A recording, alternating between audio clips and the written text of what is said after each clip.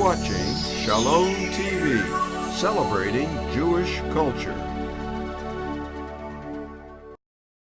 Funding for Shalom TV has been provided by the following: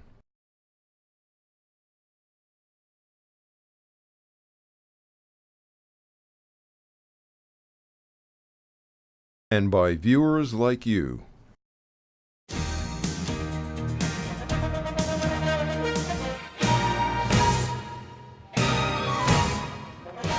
I'm Gary Gazark with this week's Israel Update. Prime Minister Benjamin Netanyahu surprised many of the participants in a recent weekly cabinet meeting when he embarked on a monologue praising the idea of parting from the Palestinians and in relinquishing portions of the West Bank. Netanyahu said the number of Palestinians and Jews between the Jordan River and the sea, quote, is irrelevant, unquote, and that it's more important to, quote, preserve a solid Jewish majority inside the State of Israel, unquote. The Prime Minister made these statements during a discussion on a report on demographic changes among Jews and Palestinians in Israel and the West Bank, which show that in a number of years, the demographic trends will result in a Palestinian majority between the Jordan River and the Mediterranean Sea. The ministers Limor Livnat and Uzi Landau were surprised by the data and asked that the data of other experts be presented. For example, the data of Yoram Ettinger, who is affiliated with the right political spectrum. The right argued that the demographic threat to the State of Israel is not so serious. The Prime Minister cut short the discussion and surprised those present with previously unspoken sentiments about the future Israeli presence in the West Bank. The debate over how many Jews and how many Palestinians will be between the Jordan and the sea is irrelevant, Netanyahu said. It does not matter to me whether there are 500,000 more Palestinians or less, because I have no wish to annex them into Israel. I want to separate from them so that they will not be Israeli citizens. I am interested that there be a solid Jewish majority inside the State of Israel, inside its borders, as these will be defined, Netanyahu explained. Aides to the Prime Minister realized how politically explosive his statements were and asked all those present in the room to avoid disseminating the details. The Prime Minister's office did not brief the media on the statements and refused to respond to questions on the issue or provide any quotes about the statements of the Prime Minister. Benjamin Netanyahu is no fool. He knows the value of having regional allies, even if the best of them would still rather you lived elsewhere. Netanyahu has reached out to his Turkish counterpart in recent weeks, supplementing secret talks between the two countries in an effort to patch wounded relations. My government will be happy to work with the new Turkish government on finding a resolution to all outstanding issues between our countries, in the hope of re-establishing our cooperation and renewing the spirit of friendship which has characterized the relations between our peoples for many generations, he recently wrote to Prime Minister Recep Erdogan. The move was smooth and to the point. At least if Erdogan spits in his face this time, it won't sting as bad.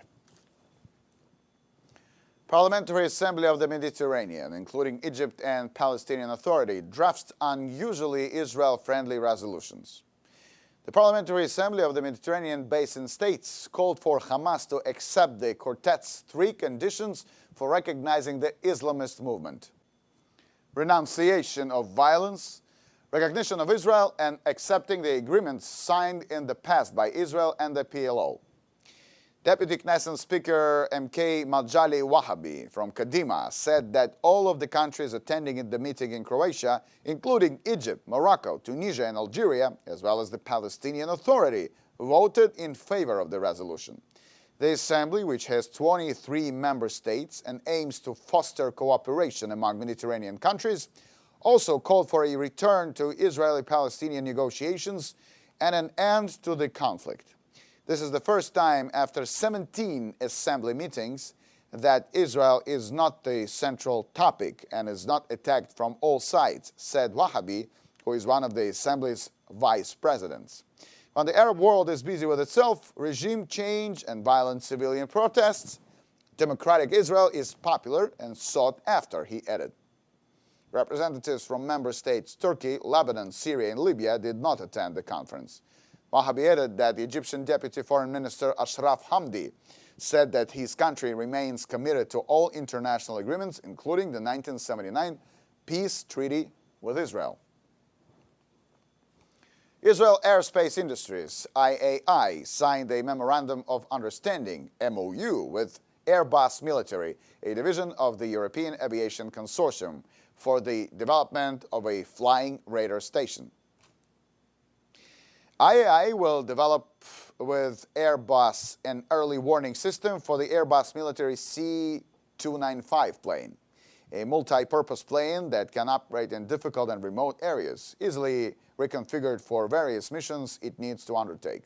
In a statement at the Paris Air Show, President of IAI's ELTA subsidiary said that emerging conflicts across the globe are emphasizing the importance of special mission fleets. We are sure that by joining forces, we will offer the market the right solution with the right technology. Most early warning aircraft operated by large armies, including the US, NATO, Russia, China, and India, are large planes based on 4-engine passenger or cargo aircraft. Israeli Aerospace Industries and Airbus said that they saw a need for a much smaller, cheaper plane that would be able to undertake many of the same missions, providing long-term surveillance with less chance of detection. As part of the Turning Point 5 National Home Front drill, volunteers from the Zaka Rescue and Recovery Organization took part in an exercise which simulated a disaster which would result in 500 casualties. The drill took place in a park near Rosh Ha'ain and simulated a scenario in which families of Israelis that were forced to flee their homes due to rocket attacks set up in a tent in the park. In the game, the tent itself is later hit by missiles. Our mission at Zaka is recovery, explained Dovi Meisel, Zaka's chief of international operations. We work with all the different agencies, whether it's IDF, Magen David Adom, fire department, etc., in order to coordinate the recovery of all the bodies and bringing them to proper burial. Zaka, explained Meisel, does not identify the victims, but rather gathers all the information about the victim in order to make the actual identification process much quicker for forensics. Zaka's operations are being conducted out of an important Jewish value, noted Meisel. The Torah says that man was created in God's shadow, he said. So obviously, if God forbid there are fatalities, we need to make sure to bring them to proper, respectable burial. And that's our mission. Finally, a reminder that the entire Jewish world continues to think of Gilad Shalit, who has been in Hamas captivity without even being permitted a visit from the International Red Cross. At Shalom TV, we believe that the world must demand the release of Gilad Shalit. For Shalom TV, I'm Gary Gazart with this week's Israel Update.